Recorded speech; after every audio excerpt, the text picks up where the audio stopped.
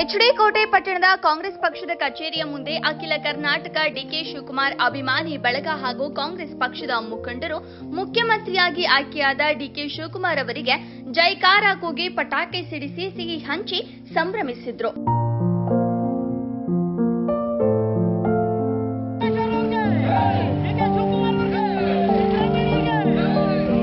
ನಂತರ ಅಖಿಲ ಕರ್ನಾಟಕ ಡಿಕೆ ಶಿವಕುಮಾರ್ ಅಭಿಮಾನಿ ಬಳಗದ ಜಿಲ್ಲಾಧ್ಯಕ್ಷರಾದ ಕೃಷ್ಣೇಗೌಡ ಮಾತನಾಡಿ, ಈ ದಿನ ಕಾಂಗ್ರೆಸ್ ಕಾರ್ಯಕರ್ತರಿಗೆ ಸಂಭ್ರಮದ ದಿನವಾಗಿದೆ. ಜನಪ್ರಿಯ ಮುಖ್ಯಮಂತ್ರಿ ಸಿದ್ದರಾಮಯ್ಯ ಸಾಹೇಬರು ಪಾದತ್ಯಾಗ ಮಾಡಿದ ನಂತರ ಸಿಎಲ್ಪಿ ಸಭೆಯಲ್ಲಿ ಡಿಕೆ ಶಿವಕುಮಾರ್ ಅವರ ಹೆಸರನ್ನ ಪ್ರಸ್ತಾಪ ಮಾಡಿ ಮುಂದಿನ ಮುಖ್ಯಮಂತ್ರಿ ಡಿಕೆ ಶಿವಕುಮಾರ್ ಅವರು ಎಂದು ಹೇಳಿದ್ದಾರೆ. ರಾಜ್ಯದ ಜನತೆಗೆ ಬಹಳ ಸಂತೋಷವಾಗಿದೆ. ಕಾಂಗ್ರೆಸ್ ಪಕ್ಷಕ್ಕೆ ಸಾಕಷ್ಟು ವರ್ಷ ಪಕ್ಷ ನಿಷ್ಠೆಯಿಂದ ದುಡಿದಿದ್ದಾರೆ ಡಿಕೆ ಶಿವಕುಮಾರ್. ಅಭಿಮಾನಿಗಳಿಗೆ ಕಾಂಗ್ರೆಸ್ ಕಾರ್ಯಕರ್ತರಿಗೆ ಬಹಳ ಸಂತಸ ತಂದಿದೆ. ಮುಂದೆಯೂ ಸಹ ಅವರು ಸಿದ್ದರಾಮಯ್ಯ ಅವರ ಮಾರ್ಗದರ್ಶನದಲ್ಲಿ ಎಲ್ಲ ಗ್ಯಾರಂಟಿ ಯೋಜನೆಗಳನ್ನ ನಡೆಸಿಕೊಂಡು ಹೋಗುತ್ತಾರೆ. ಹಾಗೆ ಅವರ ಮಂತ್ರಿಮಂಡಲದಲ್ಲಿ ತಮ್ಮ ತಾಲೂಕಿನ ಜನಪ್ರಿಯ ಶಾಸಕ ಅನಿಲ್ ಚಿಕ್ಕಮಾದು ಅವರಿಗೆ ಸಚಿವ ಸ್ಥಾನ ನೀಡಬೇಕು. ಯುವಕರು ಆಗಿರುವುದರಿಂದ ಉತ್ತಮ ಸ್ಥಾನ ನೀಡಿದರೆ ನಮ್ಮ ತಾಲೂಕು ಮತ್ತಷ್ಟು ಅಭಿವೃದ್ಧಿಯಾಗುತ್ತದೆ. ಈ ದಿನ ಎಲ್ಲ ಮುಖಂಡರು ಸೇರಿ ಸಿಹಿ ಹಂಚುವುದರ ಮೂಲಕ ಸಂಭ್ರಮದಿಂದ ಆಚರಣೆ ಮಾಡುತ್ತಿದ್ದೇವೆ ಎಂದು ತಿಳಿಸಿದರು. ನಮ್ಮ ಕಾಂಗ್ರೆಸ್ ಕಾರ್ಯಕರ್ತರಿಗೆ ನಿಜವಾಗ್ಲೂ ಕೂಡ ಸಂಭ್ರಮದ ದಿನ.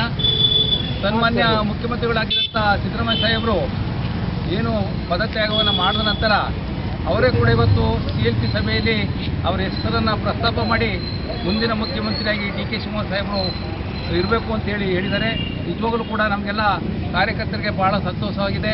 ಮುಂದಿನ ದಿನಗಳಲ್ಲಿ ಏನು ಸಿದ್ದರಾಮಯ್ಯ ಸಾಹೇಬರು ಹಾಕಿಕೊಟ್ಟಿದ್ದಾರೆ ಮಾರ್ಗದರ್ಶನ, ಅದರಂತೆ ನೂತನ ಮುಖ್ಯಮಂತ್ರಿಗಳಾದಂಥ ಡಿಕೆ ಶಿವಕುಮಾರ್ ಅವರು ಕೂಡ ನಡ್ಕೋಗ್ತಾರೆ. ಜನಪರ ಕಾರ್ಯಕ್ರಮಗಳಾದ ಗ್ಯಾರಂಟಿ ಯೋಜನೆಗಳನ್ನು ಮಾತು ಹೇಳಿದ್ರೆ ನಾನು ರಾಜೀನಾಮೆ ಕೊಡ್ತೀನಿ ಅಂತ ಮೊದಲಿಂದನೂ ಹೇಳ್ಕೊಂಡ್ಬಂದರು. ಹೈಕಮಾಂಡ್ ಅವರು ಯಾವತ್ತೂ ಕೂಡ ಅವ್ರಿಗೆ ಹೇಳಿದ್ದಿಲ್ಲ. ರಾಹುಲ್ ಗಾಂಧಿ ಅವರು ಕೊನೆಯಲ್ಲಿ ಕರೆದು ಅವ್ರಿಗೆ ಇಲ್ಲ ನೀವು ರಾಜೀನಾಮೆ ಕೊಡ್ಬಿಡಿ ಅಂತ ಹೇಳಿದಾಗ ಕೂಡಲೇ ಅವರು ಮಾರನೇ ದಿನಾನೇ ಬಂದು ರಾಜ್ಯಪಾಲರಿಗೆ ಅವರು ಎಲ್ಲ ಸ್ನೇಹಿತರಿಗೆ ಮತ್ತು MLAಗಳವ್ರಿಗೆಲ್ಲ ಸೇರಿ ಮಾತಾಡಿ ರಾಜೀನಾಮೆ ನಾನು ಕೊಡ್ತಾ ಇದ್ದೀನಿ.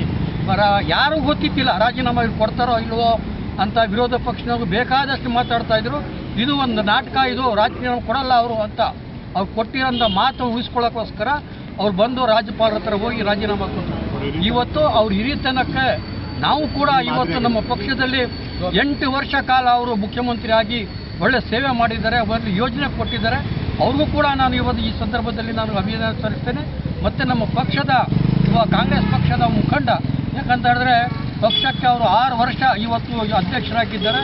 ಹಿಂದೆನೂ ಕೂಡ ಪಕ್ಷಕ್ಕೆ ಅನೇಕ ಬೈ ಎಲೆಕ್ಷನ್ನಲ್ಲಿ ಆಗಲಿ ಪಕ್ಷದ ಚುನಾವಣೆಯಲ್ಲಿ ಆಗಲಿ ಅವರು ತ್ಯಾಗ ಮಾಡಿರೋಂಥದ್ದು ಇಡೀ ಕಾಂಗ್ರೆಸ್ ಪಕ್ಷದಲ್ಲ, ಇಡೀ ರಾಜ್ಯಕ್ಕೆ ಗೊತ್ತು, ಇಡೀ ದೇಶಕ್ಕೆ ಗೊತ್ತು. ನಮ್ಮ ಎಚ್.ಡಿ. ಕೋಟೆ ತಾಲೂಕು ಇಡೀ ರಾಜ್ಯಕ್ಕೆ ಒಂದು ಸುದಿನ ದಿನ ಅಂತ ಬಯಸ್ತೇನೆ. ಕಾಂಗ್ರೆಸ್ ಪಕ್ಷದಿಂದ ಸಂಘಟನೆಯಲ್ಲಿ ಬಂದು ರಾಜ್ಯ ಯೂತ್ ಕಾಂಗ್ರೆಸ್ ಆಗಿ, ರಾಷ್ಟ್ರೀಯ ಕಾಂಗ್ರೆಸ್ಸಲ್ಲಿ ಪ್ರಧಾನ ಕಾರ್ಯದರ್ಶಿಯಾಗಿ ಪಕ್ಷದ ನಿಷ್ಠೆಯಲ್ಲಿ ಪಕ್ಷಕ್ಕೋಸ್ಕರ ದುಡಿದು ಏನೇ ಕಷ್ಟ ಬಂದರೂ ಪಕ್ಷಕ್ಕೋಸ್ಕರ ತಾವು ನಿಂತು ಈ ಮಟ್ಟಕ್ಕೆ ಬಂದು ಈ ಒಂದು ಈ ದಿನದಲ್ಲಿ ಅವರು ಅದನ್ನು ಗುರುತಿಸಿ ನಮ್ಮ ಕಾಂಗ್ರೆಸ್ ಪಕ್ಷದ ವತಿಯಿಂದ ಅವ್ರನ್ನ ರಾಜ್ಯದ ಮುಖ್ಯಮಂತ್ರಿಯಾಗಿ ಇವತ್ತು ಶಾಸಕಾಂಗ ಸಭೆಯ ನಾಯಕರಾಗಿ ಇವತ್ತು ಆಯ್ಕೆಯಾಗಿದ್ದಾರೆ. ಅವ್ರಿಗೆ ನಾವು ಎಚ್.ಡಿ. ಕೋಟೆ ಮತ್ತು ಸರಗೂರು ಬ್ಲಾಕ್ ವತಿಯಿಂದ ಅಭಿನಂದನೆ ಸಲ್ಲಿಸ್ತಾ ಇದ್ದೇವೆ.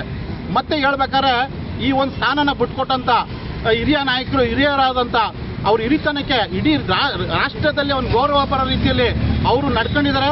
ಅವರು ಯಾವ ರೀತಿ ನಡ್ಕೊಂಡಿದ್ದಾರೆ ಅಂದರೆ ಇಲ್ಲಿರತಕ್ಕಂಥ ರಾಜಕಾರಣ ಯುವಕರು ಇರ್ಬೋದು, ಇಲ್ಲ ಹಳಬರು ಇರ್ಬೋದು, ಇವ್ರಿಗೆ ಒಂದು ಮಾದರಿ ಆಗಿದ್ದಾರೆ. ಯಾವುದೇ ರೀತಿ ಗೊಂದಲ ಇಲ್ಲದೆ, ಯಾವುದೇ ರೆಸಾರ್ಟ್ ರಾಜಕೀಯ ಇಲ್ಲದೆ ಅವ್ರು